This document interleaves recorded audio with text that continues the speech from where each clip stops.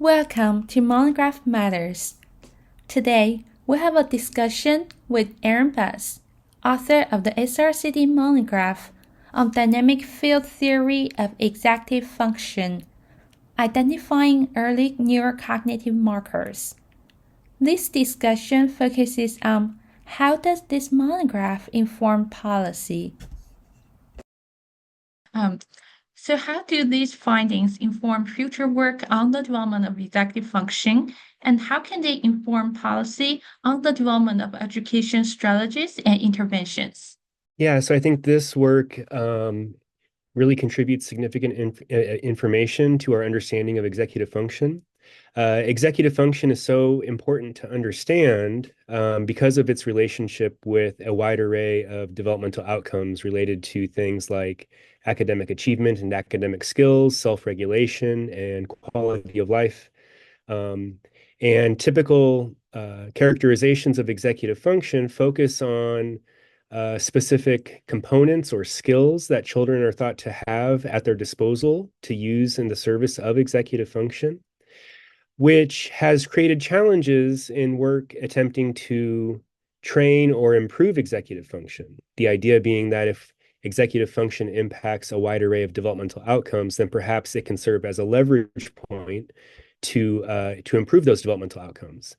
But the most common finding with research that focuses on training specific components of executive function typically find that children get good on the tasks that they have practiced, but we don't see the generalized impact that one might expect given the relationship between executive function and those wide array of outcomes. And what we show in this paper is that we have to look sort of outside of the realm of executive function itself to understand the mechanisms at play that create change in executive function. The core finding from the monograph that we report is that dimensional label learning, in fact, provides the mechanisms by which executive function might develop. In particular, what we find is that activation in left frontal cortex during dimensional label production. So if we ask a child what color is this object or what shape is this object, that activation in left frontal cortex at age 2 predicts executive function skills at age 4. So the more strongly that children activate that region of the brain during label production, the better they do on measures of executive function 2 years later. This reshapes and reinterprets how we think about executive function. Dimensional labeling is not just about teaching children what things are, but rather how to think about them. And early experiences of categorization and labeling, whether that comes through play, language, or social interaction, are not just precursors of that formal learning, but rather are essential scaffolding for the child's cognitive architectures. And so every opportunity for labeling, every moment of categorization is a step towards building those mental habits that will support executive function-related outcomes. So we can begin to think about how early experiences with language and objects in our visual world can create these multimodal learning experiences that children can eventually come to use in the service of cognitive control.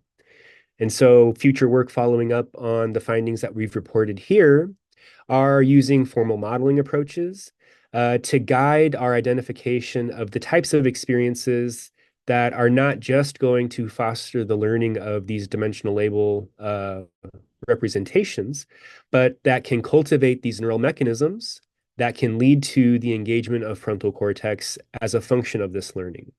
And so we hope to soon be testing actual interventions with young children to see if that creates lasting and generalizable outcomes in terms of their executive function skills and later academic skills and academic readiness. Read more about this topic in the monograph issue, Dynamic Field Theory of Executive Function, Identifying Early Neurocognitive Markers by Alexis McCraw, Aaron Buss, et al. If you like this video, consider watching our Monograph Matters playlist. For additional resources related to this and other issues of the monographs of the Society for Research in Child Development, please visit monographmatters.srcd.org.